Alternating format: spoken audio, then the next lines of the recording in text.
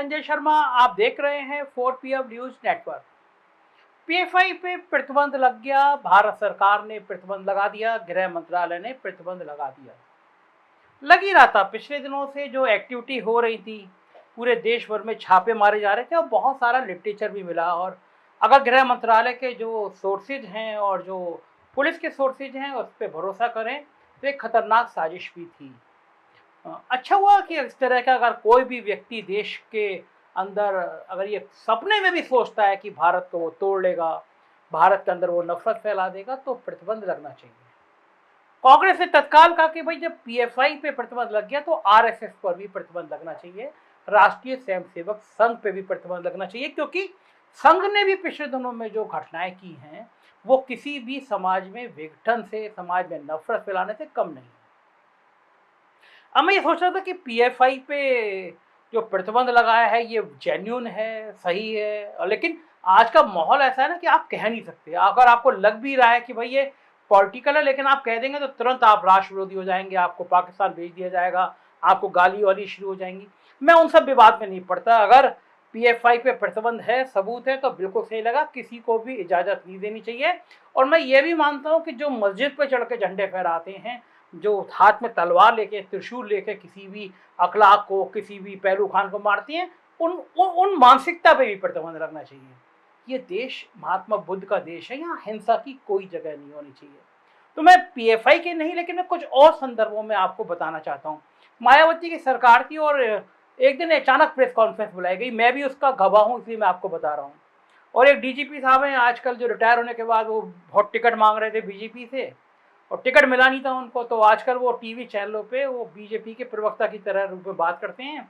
और TV channel को ऐसे लोग चाहिए होते हैं जो आप लिखें पूर्व डीजीपी, लेकिन वो भाजपा के प्रवक्ता की तरह बात करें। तो जब डीजीपी थे तो एक बार मेरे को उनका बहुत सारे दस्तावेज मिले थे, क्रिमिनल के लिए लिटरली उन्होंने चिट्ठी लिख दी थी। तो मैंने हेडिंग लगाई थी, समाजवादी पार्टी की सरकार थी, बड़ा हल्का मचा था, हेडिंग थी डीजीपी बिकता है, बोलो खरीदोगे। और फिर अगले दिन मैंने वो थोड़े गुरगुर किए, मतलब जैसा होता है ना पत्रकार को, तो मैं तो आप जानते हो दबने दबाने वाला तो हूँ नहीं मैं। तो उन्होंने कुछ काम ये कर देंगे, वो कर देंगे। मैंने कहा डीजीपी साहब जो करना हो कर लेना, हो ये वही जो राम रचे राखा, अगर आपके बस में हो तो आप कर लेना। चूँकि मेरे पास दस्तावेज थे तो मैंने अगले दिन उस दस्तावेज को लगा के छापा, ये क्या अपने डीजीपी खड़े हो गए गुंडों के साथ। तो मैं बात कर रहा हूँ उस पुलिस की मानसिकता की। मायावती की सरकार थी, प्रेस कॉन्फ्रेंस बुलाई गई और प्रेस कॉन्फ्रेंस में 3-4 बड़े खूबसूरत लड़के, नौजवान लड़के, और AK-47 दिखाई गई हम लोगों को और एक कागज़ दिखाया गया। कागज़ पे यूं करके 4 लाइनें लिखी हुई थी, उस पर लिखा था मुख्यमंत्री निवास। और ये कह रहे ये 4 लड़के कश्मीर से आए हैं और मुख्यमंत्री की हत्या करने की साजिश कर रहे थे। मायावती मुख्यमंत्री थी। उस घटना के बाद क्या हुआ, मायावती डर गई, उन्होंने लोगों से मिलना बंद कर दिया। और यही नौकरशाह चाहते हैं कि नेता संवाद ना करे, पब्लिक के बीच में ना जाए। उनके मकसद सिद्ध हो गए थे कि वो लड़के जेल चले गए, मायावती जी डर गई, लोगों से मिलना बंद कर दिया। और मेरी जानकारी में आया कि साल या 2 साल के अंदर वो लड़के रिहा हो गए, क्योंकि कोई सबूत नहीं था। देश में ऐसी कई घटनाएं हुई हैं जिसमें 7 साल, 8 साल, 9 साल तक लोग जेल में रहे हैं और सबूत न होने के कारण वो छोड़ दिए गए हैं, निर्दोष मान लिए गए हैं। हमारा संविधान कहता है, कानून कहता है कि 100 गुनाहगार छूट जाए, एक बेगुनाह नहीं फंसना चाहिए। जब राष्ट्रपति बनी थी और ये कहा गया कि एक आदिवासी समूह से हम लोग उत्थान कर रहे हैं, तो उसी दौर में आपको याद होगा 100 से ज़्यादा लोग छोड़े गए थे जो कई साल से नक्सली होने के आरोप में जेल में बंद थे। तमाम जगह हमने देखा है 7 साल, 8 साल बाद लोग छोड़ दिए जाते, सबूत नहीं मिलते हैं। तो मेरे कहने का मतलब ये कि अगर ये नौकरशाह राजनीति की भाषा बोल रहे हैं, किसी भी संगठन पर प्रतिबंध लगाने के पीछे राजनीति की मंशा सामने रहती है, तो ये बात भी समझ में आनी चाहिए। और मैंने एक अपील भी की, ट्वीट भी किया। मैंने कहा जो लोग पीएफआई की वकालत कर रहे हैं और मान रहे हैं कि पीएफआई पे प्रतिबंध गलत है, तो ये ट्वीट उनके लिए सबक सिखा सकता है। और मतलब मैं ये कहूँगा अगर ये सरकार मेरे ट्वीट की बात मान ले तो सरकार के लिए बेहतर बात। जो बात मैं आपसे कह रहा हूँ वही बात मैंने ट्वीट में लिखी। मैंने कहा पिछले 6 साल में, 7 साल में देश में, उत्तर प्रदेश ऐसे बड़े राज्य में जो लोग पकड़े गए हैं आतंकी होने के नाम पर, उनकी लिस्ट जारी कर दे सरकार कि इनमें से कितने लोग अभी जेल में हैं, कितने लोगों को सजा हो गई और कितने लोग छोड़ दिए गए। होता क्या, लखनऊ में एक दिन मैं सो के उठा तो टीवी पे ब्रेकिंग न्यूज़ चल रही थी कि लखनऊ में आतंकवादियों की घेराबंदी कर ली है पुलिस ने और बड़े बड़े फुटेज चल रहे थे, कमांडो आ गए थे और जाने क्या क्या। फिर बाद में दिखाया कि ये जो आतंकवादी पकड़े गए हैं इनका संबंध Osama bin Laden al Zawahiri से है।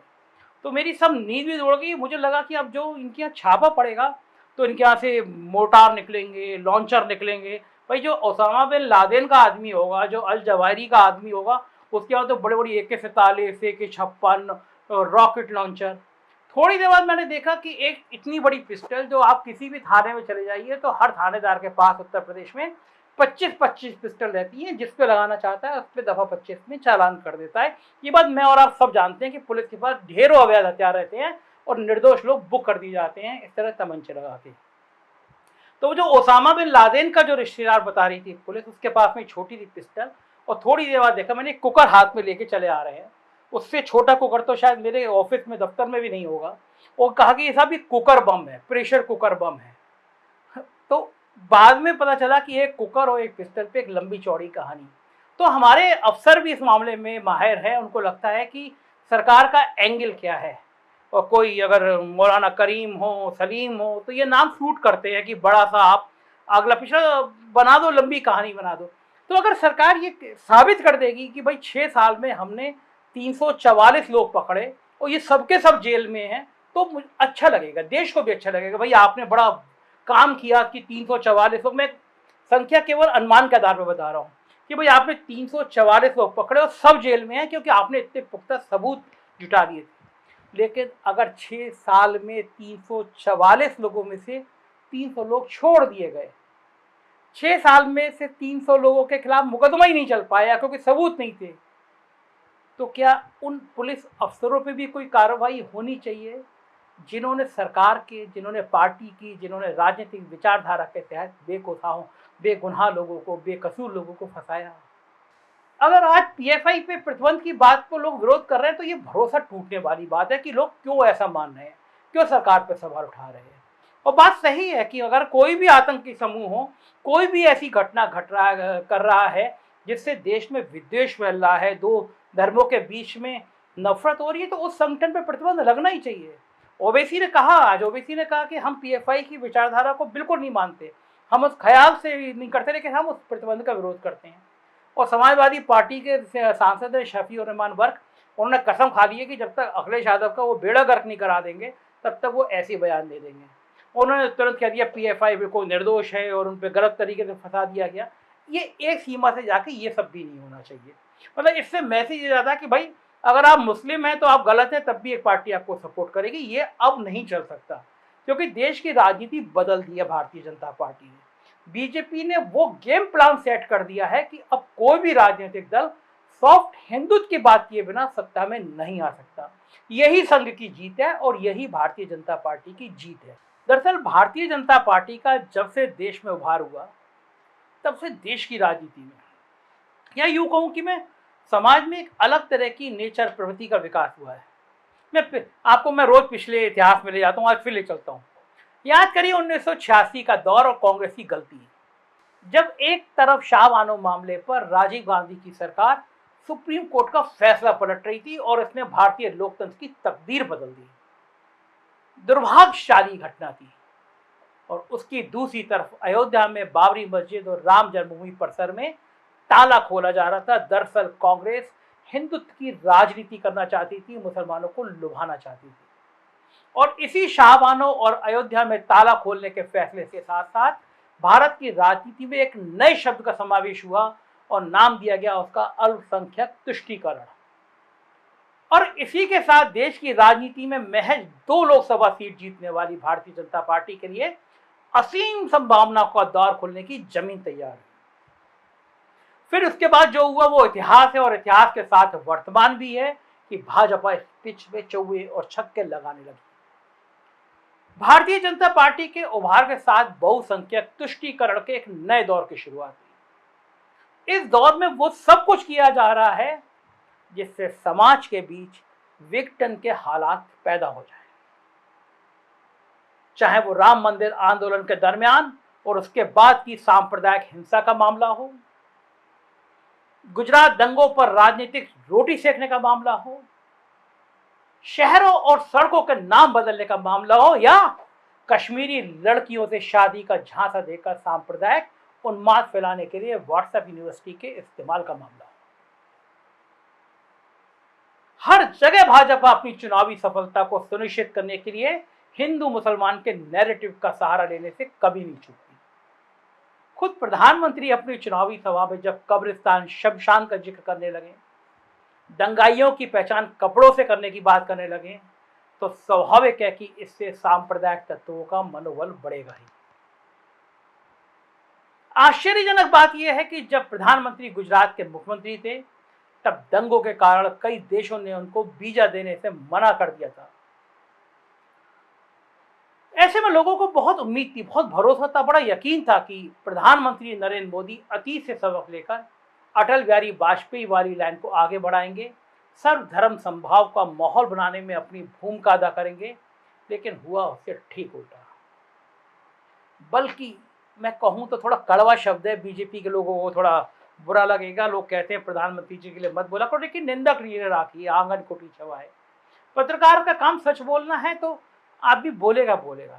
तो उल्टा प्रधानमंत्री जी ने अपने सरकार की असफलताओं को छिपाने के लिए हिंदुत्व की आड़ में अपना चेहरा छुपाने को मुख्य राजनीतिक हथियार बना दिया। आज देश में, खासकर हिंदी भाषी भारत में कहीं पे भी चले जाइए, जिसके पेट पर पिछले 6-7 सालों में सबसे ज्यादा लात पड़ी है, आज उसी तबके को हिंदू धर्म खतरे में दिखने लगा है।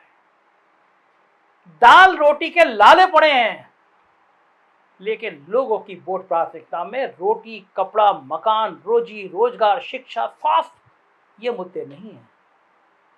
उन्हें तो बस मुसलमानों को ठीक करना है, बस इतनी ही उनकी प्राथमिकताओं में शुमार है।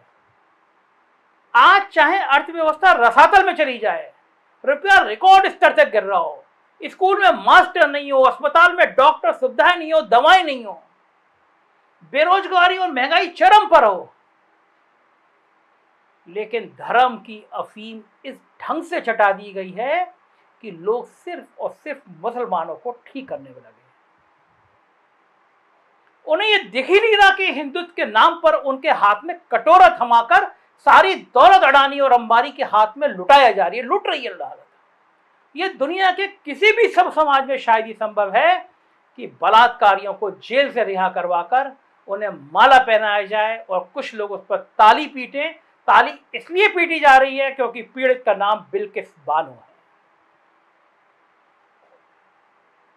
ये उस देश के आम आदमी के बीच पड़ रहे वहशीपन का एक विद्रूप नमूना है, जिसे देश में दशक भर पहले निर्भया कांड से उमड़ी भावनाओं ने धर्म और जाति की दीवार को तोड़कर पूरे देश को एक कर दिया था। आज उसी देश में एक बलात्कारियों के आरोपियों को, बलात्कारियों को छोड़ा जा रहा है और लोग ताली पीट रहे हैं, माला पहना रहे हैं और मिठाई बांट रहे हैं। आज उस देश में विमर्श का स्तर इतना नीचे चला गया है कि अब पर्व त्योहार की बधाई और गर्मजोशी भरी औपचारिकताएं भी सांप्रदायिकता की चपेट में आ गई हैं। अपनी जायज मांगों को लेकर प्रदर्शन करने वाले किसान मवाली और खालिस्तानी बना दिए जाते हैं। भगवा वेश धारण करने वाली साध्वी जब केंद्रीय मंत्री का पद धारण करती है तो उसके मुंह से रामजादे और हरामजादे जैसे बोल निकलते हैं और ये देश खामोश रहता है। आज ये सोचकर हैरत होती है कि पद्मश्री प्राप्त एक फिल्म एक्टर देश के एक लीडिंग न्यूज एंकर के सामने बैठकर कहती है कि आजादी तो 2014 में मिली है और वह एंकर मुस्कुराकर उस अभिनेत्री से सहमति जताती है, उसका विरोध तक नहीं करती। ऐसे माहौल में हिंदुस्तान का जनमानस किस दिशा में मोड़ दिया गया है, या यूं कहें कि बौद्धिक रूप से तालिबानीकरण की राह पर सरपट दौड़ा दिया गया है। उसे सिर्फ और सिर्फ देश का नुकसान हो रहा है। आज ना तो सत्ता में बैठे लोगों का और ना ही आम जनता के एक बड़े हिस्से को इसकी फिक्र है कि देश मानव विकास सूचकांक HDI में कितना नीचे चला गया है, वैश्विक भुखमरी सूचकांक में हम कितने नीचे चले गए हैं, प्रेस फ्रीडम इंडेक्स में हिंदुस्तान की मीडिया की कितनी बुरी हालत है, प्रति व्यक्ति आय के मामले में भारत के सहयोग से अस्तित्व में आया राष्ट्र बांग्लादेश भारत को पछाड़कर काफी आगे निकल गया है। दरअसल सांप्रदायिकता का नशा चीज ही ऐसी है जिसमें आम आदमी को कुछ दिखाई नहीं देता। दुनिया के सबसे बड़े लोकतंत्र भारत की भी कमोवेश यही स्थिति बनाने की कोशिश हो रही है। आज जो दौर है उसमें भारत को हिंदू पाकिस्तान की दिशा में ले जाने की कोई भी कोशिश देश के लिए, समाज के लिए, संस्कृति के लिए गंभीर खतरा पैदा कर सकती है। लेकिन दुखद बात यह है कि सत्ता प्राप्ति के जुनूनी हद के आगे तमाम तर्क अधूरे लगते हैं। भारतीय जनता पार्टी संभवतः इसी मानसिकता का शिकार दिखती है। लेकिन प्रधानमंत्री जी, देश जग रहा है, देश समझ रहा है।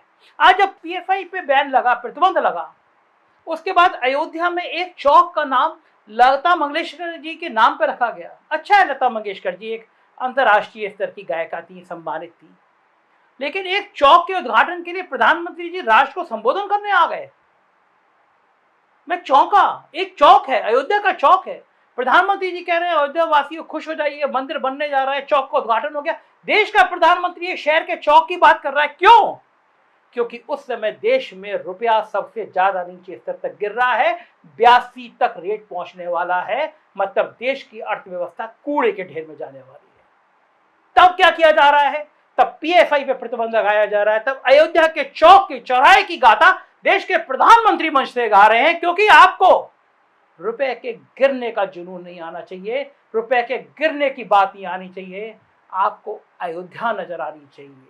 राम मंदिर हमारी आस्थाओं का केंद्र है, लेकिन रुपया भी उतना ही जरूरी है। देखते रहिए 4 PM, क्योंकि कोई आदमी ऐसी खरी खरी और सच नहीं बोलेगा।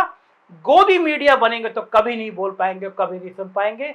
सब्सक्राइब करिए चैनल को, लोगों से कहिए अगर सच सुनना है और जुनून की हद तक सच सुनना है तो 4 PM देखें। उत्तर प्रदेश की खबरें देखनी है तो 4 PM यूपी, और बिहार की खबर देखनी है तो 4 PM बिहार देखिएगा। सब्सक्राइब करिएगा। थैंक यू, शुक्रिया।